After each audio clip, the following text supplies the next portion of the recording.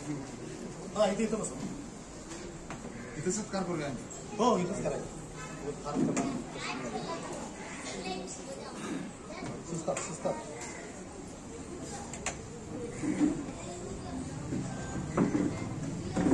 आमंत्रण द्यायला गेलो त्यावेळेला सुद्धा आपल्या सर्वांचं खूप कौतुक केलं होतं.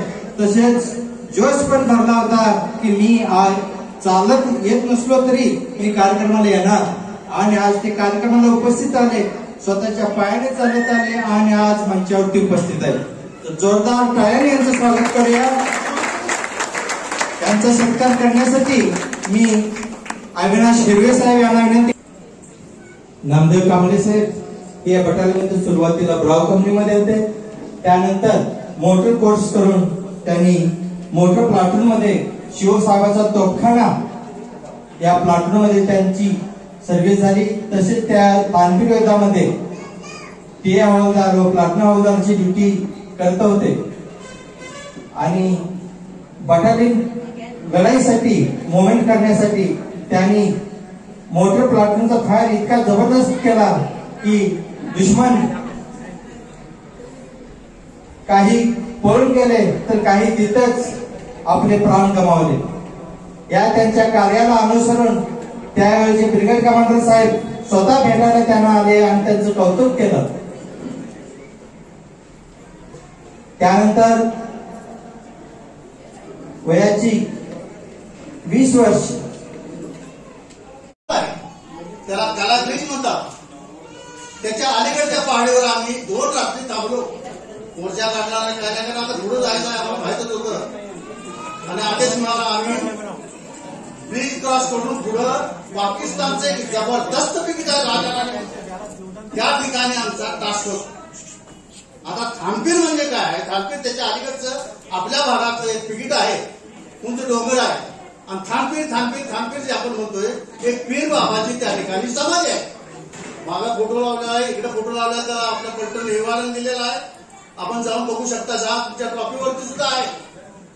त्याच्या बाजूचा चारी बाजूनी भिंत घातलेली आहे. तर पीर बाबा तो थानपीर त्याच्या नावानं त्या पिकेटचं नाव पडलेलं होतं. 13 या मलेशिया त्या ठिकाणी एक प्लाटून आमचा बीओपी म्हणून तिथे काम करत होता. पण पाकिस्तान्यांनी त्याच्या अर्ध्या रात्री येऊन आमची बरीचशीच लोक कापली तिथे येऊन. त्या दिवशी बडाखाना होता, पगार होता. आणि अशा परिस्थितीत त्या लोकांनी येऊन आमच्यात बरीचशी लोक लागली. जी काही लोक पळून गेली तोपर्यंत आमची पट्टण डाव्या रस्त्यानं जाऊन राजा आणि पिढीच्या खाली एक गुरुद्वार होतं. त्या गुरुद्वाराजवळ आम्ही एकपट राहिलो होतो. एक आमच्यामध्ये शिवसाहेबाचा ऑपरेटर होता वानखेडे म्हणून, त्याला उर्दू भाषा समजत होती. आणि मी इंग्रजी राहणार असल्यामुळं शिवसाहेबाबरोबर आणि वानखेडे त्याच्याबरोबर होता. 2-2.5 मिनिटात पाकिस्तानची 2 विमानं आमच्यावर येणार होती. ते उर्दू भाषेत त्याला समजत. मला जोरानं ओरडला, माझं नाव बापू आहे, बापून या पळत तिकडे म्हणले. आणि सुभेदार मेजर साहेबांना आम्ही सगळे पळत आहोत त्या खडकामध्ये लपलो. तोपर्यंत 13 जाणके मालेशियाची 2 लोक, एक हवालदार एक शिपाई खाली पळत आला त्या ठिकाणावरून. आणि आमचं पिकेट कंप्लेंट त्यांनी घेतलेलं. इथंपर्यंत काय मालते की त्या ठिकाणी केबल असून एक्सचेंज सुद्धा तयार केलं. त्या लोकांनी सांगितलं आमच्या इथे प्रमाणिक अफसरला की असं झालेलं आहे, पिकेट सगळं आमचं गेलेलं आहे. आमचा राजा राणीचा टास्क संपला. ब्रिगेड हेडक्वार्टर फोन आला की तुम्ही परत या.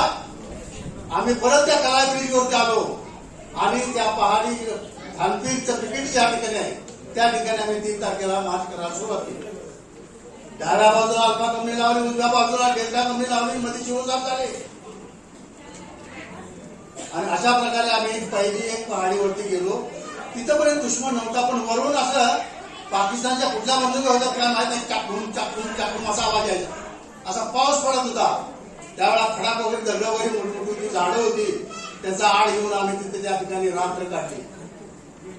दुसऱ्या दिवशी दिवसभर थांबलो. त्या दुसऱ्या दिवशी एक कॅप्टन नायर म्हणून आमच्याकडे होते, आरती ओबी. त्यांनी इतकी बंबारमेंट चांगली मागवली. शिवाय आमचे नामदेव कांबळे साहेब खालच्या बाजूनं 6 फूट उंची नाही त्यांची, पण त्या हवालदार होता मोठे कमांडला अशी उडी मारून बंब टाकायचा. आम्हाला आश्चर्य वाटायचं नामदेव कसं काय करतो तो उडी मारायचा आणि बंब टाकायचा. अशा प्रकारे तो फण्याचे नांगर आणल्याला करून टाकतो. त्याप्रमाणे वसंत मस्के म्हणून नाही सुधारले कामे वगैरे होता. आबासाहेब उभा राजे होते, हळूहळू बाहेर करते थे. अरे जहाँ उसको सुराव बोले, उसको ग्रेनेड लेकर सुराव उसको बोले, जाऊन ग्रेनेड मारलं ती गेली पडून मशीन गन सोडून. त्याचप्रमाणे एके ठिकाणी डेल्टा कंपनीचे भाऊराव बोडे आणखी एक व्यक्ती आहे त्यांना आम्हाला आठवणा, या दोघांनी जाऊन एलएमजी अशी चढाई होती त्या ठिकाणी एमएलजी जाऊन पडली. जळल्यानंतर फायरिंग केल्यानंतर एलएमजीचं बॅरन तापलेलं होतं आणि ती घसरत खाली गेली तर ती पळून गेली. अशा प्रकारचे जे काय त्यांची वाचलेली होती बंबारमेंट लोक सगळीच्या सगळी पळून गेली. आणि 4 वाजता सकाळी त्याच्या अगोदर आम्ही मिळाल्या 2 कॅप्टन दुधापा वाघमारे तो आता एक्सपायर झालेला आहे आणि रामकृष्ण पाटील आम्ही ठिकाणी जाऊन एफबीपी केली आणि पलटणला त्या ठिकाणी डिप्लॉय केलं. आता एफबीपी म्हणजे काय थोडक्यात तुम्हाला सांगतो, एक सफेद टेप अशी हाताळायची असते सेंटरला आणि काढव्या 2 ते 12 करायचे असते. ब्लॅकआउट केलेला टॉर्च त्याच्यावर आम्ही स्टेन्सिल कट करून alpha company ground company arrow करतो. त्याप्रमाणे डिप्लॉय झाल्या मग आम्ही मागा कुठं आलो हेडक्वार्टरमध्ये आलो आणि बरोबर 4च्या सुमारास धवा जोराने पुकारला आणि पिकीट आम्ही कब्जात घेतलं. 2-3 दिवस आम्हाला अन्न पाणी नव्हतं. लहान मुलं आम्ही होतो 3-4 वर्षाची बटन नवीन होती, कुठला तजुर्बा नव्हता. अशा परिस्थितीत सकाळ झाल्यानंतर कमांडिंग ऑफिसरने बघितलं सगळे कुठे पडले पाकिस्तानचे. आता याचं काय करायचं, कोण खोदायचं कोण त्याला पुरायचं. वरती टॉप वरती त्या चित्रामध्ये दिसतंय बघा पुढची झाडी झाली. तिथे एक छोटंसं तळ होतं, वडा म्हणजे त्याला फेकून द्या. त्या तळ्यामध्ये त्यांनी फेकून दिलं. या ठिकाणी असं झाल्यानंतर 10-12 दिवसांनी आम्हाला दुसरा टास्क मिळाला. तिथं कलाय ब्रिजवर येऊन ती डाव्या बाजूला कृष्णा घाटी म्हणून आहे. कृष्णा घाटीमध्ये एक कंपनी बेलदा कंपनी थापासाहेबांना आम्ही गेलो. तिथं 2-3 दिवस राहिल्यानंतर तिथनंही आम्ही परत आलो. शीज फायर झाली आणि आम्हाला पुढचा टास्क मिळाला या सांबा सेक्टरमध्ये येण्याचा. सांबा सेक्टरमध्ये आम्ही आलो. बरेच दिवस तिथे त्या ठिकाणी राहिलो आणि येत असताना हेच नामदेव कांबळे साहेब त्या गाडीमध्ये होते. उगावची गाडी होती, फ्रंट सीटला बसलेले. स्लाइड झाला रस्ता आणि 2 जवान आमचे त्या ठिकाणी मिळाले. लास्ट नाईट गोविंद सिंग आणि काशीनाथ भाईसाने डेल्टा दिसला आणि भाऊ कांबळे म्हणून गुरुद्वारचा होता त्याच्या खाली पाठवलं. त्याला पलटीच्या मागून असं कपड्यानं वाढून लगेच जम्मूला पाठवलं. जम्मूनं पुण्याला पाठवलं आणि 2 जवान मात्र आमचे तिथे शहीद झाले. Last night Govind Singh. त्यानंतर पलटण आमची सामामध्ये आले. बरेच दिवस राहिलो आम्ही. बॉर्डर हालचाल चालूच होती, कारवाई चालू होती. शिष्टफायर झालेला होता. माणिकशाही भेट दिली. जनरल रावसाहेब कर्नावती रेजिमेंट त्यावेळेचे नंतर तिची बाबती अभिषेक झाले, त्यांनी सुद्धा येऊन आम्हाला भेट दिली. आणि अशा प्रकारे त्या खानपीर पीर बाबाच्या नावानं ते पिकीट आम्ही घेतलं, कब्जा केलं. म्हणून आमच्या पलटणला बॅटल ऑफ खानपीर ही पदवी आर्मी हेडक्वार्टर मिळालेली आहे. हा थोडक्यात तुम्हाला इतिहास सांगितला मी. अशा प्रकारे सगळं झाल्यानंतर त्या ठिकाणी 1 महिनाभर आम्ही सामाजिक राहिलो आणि मग आमच्या पेरेंट्स युनिट जागीला धर्मशाळेला आम्ही आलो. आणि त्या ठिकाणी मग 2-2 वर्ष आम्हाला सुट्ट्या नव्हत्या. मग ज्यांना सुट्ट्या नव्हत्या त्यांना 3-3 महिने सुट्ट्या, 1 महिने. अशा प्रकारे थोडक्यात मी 13 मार्च धर्मशाळेत निघून परत येईपर्यंत थोडक्यात आपल्याला इतिहास सांगितलेला आहे. आणि दुसरं मला आता या ठिकाणी बोलायचं आहे. हे जे आयोजन 52 वर्षानंतर केलं की आम्ही जिवंत आहोत. एवढीच लोक जिवंत आहेत ती लढ्यामध्ये होती. या कार्यक्रमासाठी कॅप्टन पवार साहेब, सुहास कांबळे साहेब, बारामतीकर साहेब, या ज्या 2-4 ऑफिसर सुहास कांबळे साहेब यांनी जो आटोकाट प्रयत्न करून महार रेजिमेंटच्या कुटुंबाला एकत्र आणलं आणि खानपीर काय आहे हे सगळ्यांना समजून सांगण्यासाठी हा प्रयत्न काटोकाट केला. त्यामध्ये मी या सगळ्यांचे धन्यवाद करतो. खूप धन्यवाद साहेब. आपला अनुभव काढून कार्यक्रमाला आलात आणि आपले अनुभव 5 दिवशी आपण सर्वजण या ठिकाणी हजर राहिला त्याबद्दल मी सर्वांचं आभार मानतो, अभिनंदन करतो. की आता आपल्याला बरीच 13 महार रेजिमेंटचे खानपीर योद्धा या नात्यानं बऱ्याच सारी कल्पना दिलेल्या आहेत आणि त्यांच्या भावी मी एवढं सांगू इच्छितो की आपल्या महारेजिमेंट आपली महारेजिमेंटची व्हावी या दृष्टिकोनातून 12-13च्या दरम्यान जयसिंगपूरला कार्यक्रम घेतला आणि त्या ठिकाणी कार्यक्रमाला सुरुवात केली. आणि अशाच पद्धतीनं जर एक सुभदार साहेब होते कॅप्टन, ऑर्डिनरी कॅप्टन, आणि त्यांना म्हणतो साहेब तुम्ही कार्यक्रमला या, तर मला माझी पेरणी करू काय मिटिंगला येऊ. मग सांगा, दुसऱ्या दिवशी मी म्हटलं साहेब तुम्हाला पेन्शन किती आहे, तर 45 आहे. 45,000 रुपये पेन्शन घेतो. म्हटलं लाज वाटाय पाहिजे. तर आज एवढी पेन्शन घेऊन आज आपलं घरदार बंगलं नोकऱ्या चाकऱ्या करून सुद्धा जर आपण एवढं लक्ष देत नाही किंवा आपल्या पलटणकडे आपल्या रेजिमेंटकडे जर लक्ष देत नसतं याच्यापेक्षा वाईट काही नाही असं मला वाटतंय. की मी आता बोलतोय म्हणजे काय, अगोदर करावं आणि मग बोलावं. की गेल्या 85 मी रिटायर झालो. रिटायर झाल्यानंतर 1-2-4 वर्ष काम केलं. गावात सामाजिक काम करताना प्यानोला आरक्षण असताना सरपंच झालो, जिल्हा परिषद सदस्य, समाज कल्याण सभापती झालो. आणि या ठिकाणी बऱ्याच योजना या ठिकाणी केल्या. आणि आमचे पंचशील आमचे पवार साहेबांना कल्पना आहे की ते व्हिजिट द्यायला आमच्या गारगोटला यायचं. तर माझ्या मते मी सैनिक माजी सैनिकांना कमीत कमी 60 लाख रुपये स्वरोजगार, मुलीचे लग्न, अंत्यविधी या सगळ्या दृष्टिकोनातून मिळवून दिले. म्हणजे पूर्ण आमचा वेळ हा सामाजिक कामासाठी आमच्या माजी सैनिकाच्या वेळेसाठी असतो. आणि माझं मत हेच आहे की याच पद्धतीनं आपल्या महारेजिमेंटच्या सर्व सैनिकांनी एकत्र होऊन की मागच्या वेळा आमचे लग्नाला साहेब वगैरे म्हणतो की कोल्हापूर ठिकाणी आम्हाला एखादी कुठलं तर ऑफिस मिळावं, ऑफिसच्या ठिकाणी मिळालं तर आपली एक संघटना तिथं कार्य करावी आणि या पद्धतीनं काम होईल. पण आज तसं म्हटलं की आता 2-4 वर्षापासून आपले पवार साहेब म्हणा, सुहास कांबळे साहेब म्हणा, जे आपले बरेच सारे लोक आपल्या महारेजिमेंटचे आहेत, त्याच्यामुळे वेळेपरचा कुठला प्रश्न पेंडिंग मध्ये राहतच नाही. की ते आपलं कोणतेही काम असू दे, ते फोन जरी केला साधा तालुक्यातून जर फोन केला तरी ताबडतोब आपल्या सैनिकाचं काम करतात. अशा पद्धतीनं एक संघटना जसं म्हणतात युनियन इज स्ट्रेंथ, एकी हेच बळ. जर आपली एकी असेल तर आपण करू शकतो. मागच्या वेळा एवढं सांगायचं आहे, मध्ये मस्के साहेब वगैरे आपले 13 मार्चचे. आणि खरोखरच मी सांगतो की महारेजिमेंटमध्ये मी सांगली, सातारा, कोल्हापूर, उस्मानाबाद, पुणा, रत्नागिरी अशा प्रत्येक जिल्ह्यामध्ये फिरून आलोय. ही आमची महारेजिमेंटची जी आमच्या कोल्हापूर जिल्ह्याची. आणि त्या ठिकाणी आता सुद्धा थानपीर डे हा औरंगाबाद मध्ये जो कार्यक्रम आहे त्या ठिकाणी सर्व लोक गेलेले आहेत. तर मला एवढं सांगायचं आहे की त्या निमित्ताने आम्ही पहिल्यांदा महारेजिमेंट किंवा केंद्र शासनाकडे मागणी केली की आमची महारची जे भरती आहे फक्त महारची अलग व्हायला पाहिजे. आणि त्या पद्धतीनं आम्ही बघितलं की ते बटालमध्ये महारेजिमेंटचे लोक येऊन गेले, भरतीसाठी 2-3 वेळा आले.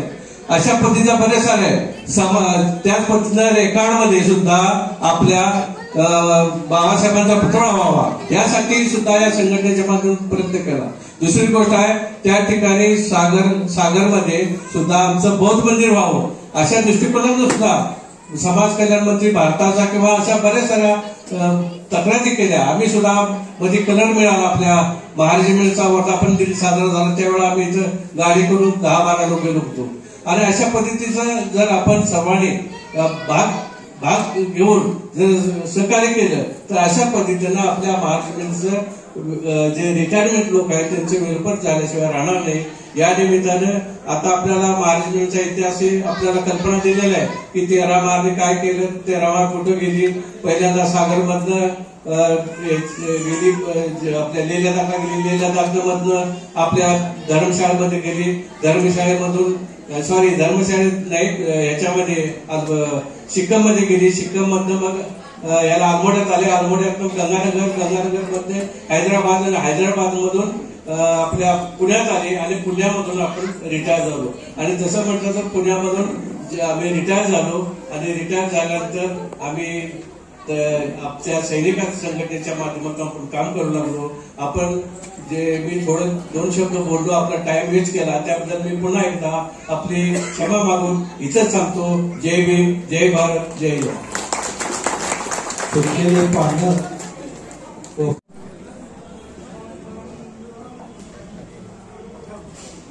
जय भीम.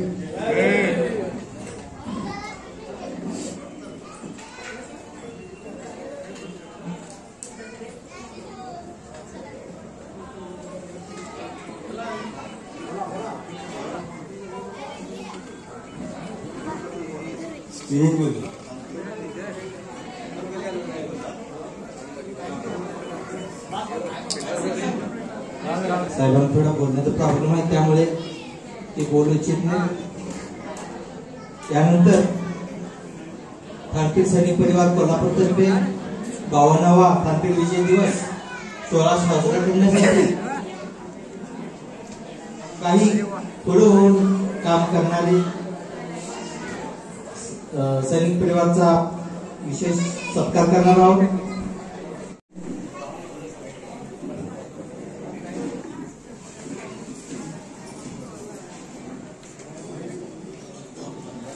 या ठिकाणी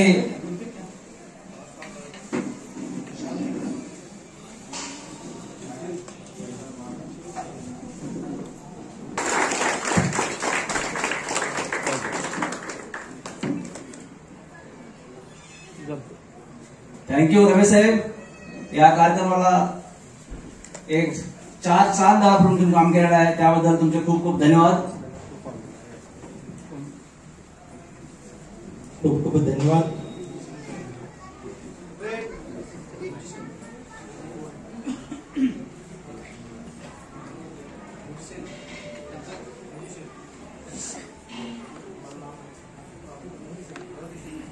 या कार्यक्रमासाठी लाभलेले उपस्थित म्युझिक सिस्टीम वाले यांचा सत्कार करण्यासाठी मी भीमराव बारामतीकर साहेबांना विनंती करतो, त्यांनी गुलाबाचे फूल देऊन त्यांचा सत्कार करावा.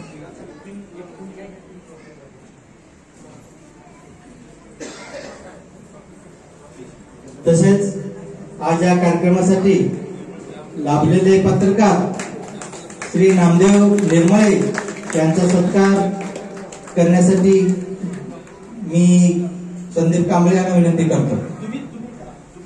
तुम्ही करा.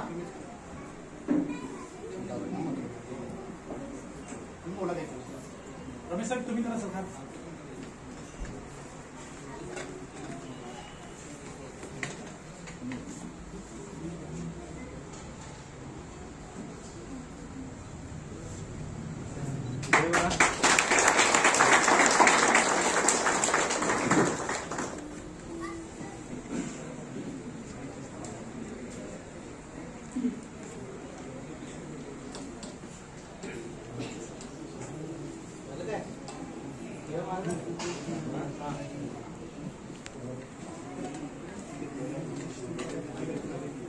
महाराजांवीर, त्यानंतर जयकारा, त्यानंतर सर्वप्रथम महिलांनी स्नेहभोजनाचा स्वाद घ्यायचा आहे, त्यानंतर जेंट्स मंडळी व त्यानंतर ग्रुप फोटो सर्वांचा काढायचा आहे, तरी कुणीही जाऊ नये.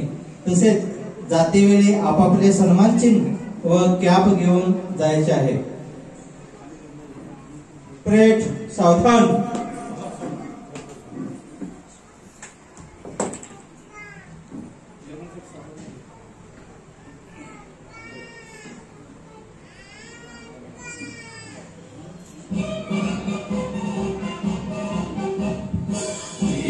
भारत के बालक हम है, महान सैनिक हम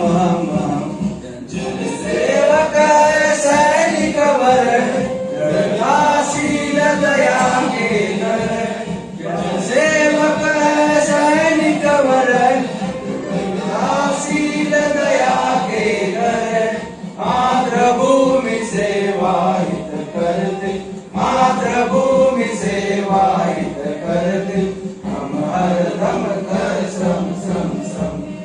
वीर भारत के बालक हम है, महान सैनिक हम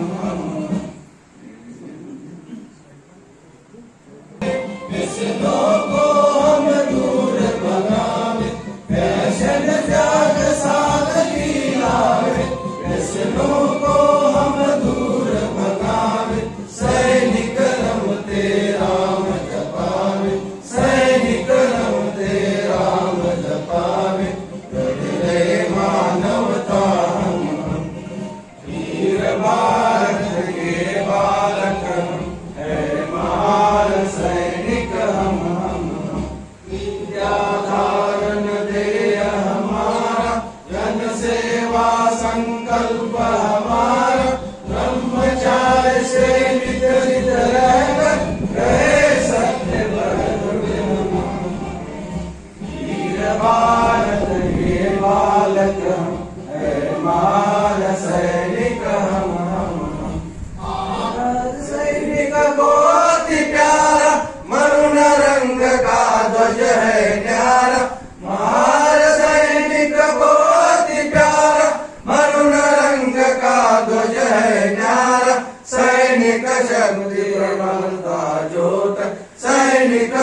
की प्रबलता ज्योत, झंडा ऊंचा रहे हमारा, जनसेवक है सैनिक वर है, दृढ़ताशील दया के घर है, सैनिक वर है, दृढ़ताशील दया के घर है, मातृभूमि सेवा हित करते, मातृभूमि सेवा हित करते, हृदय मानवता हम वीर भारत के बालक हम, है महान सैनिक हम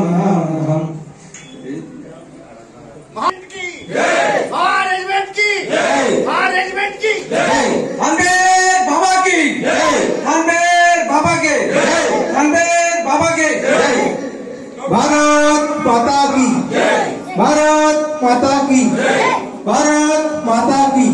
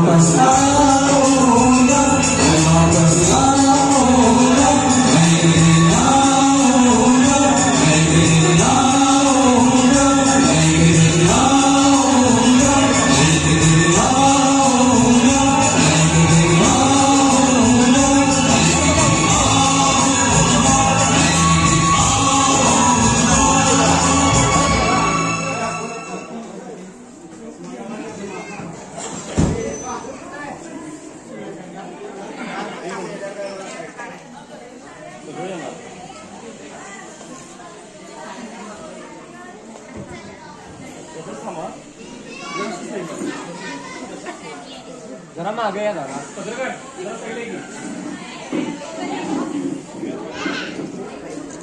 सगळे कॅमेऱ्याकडे बघा.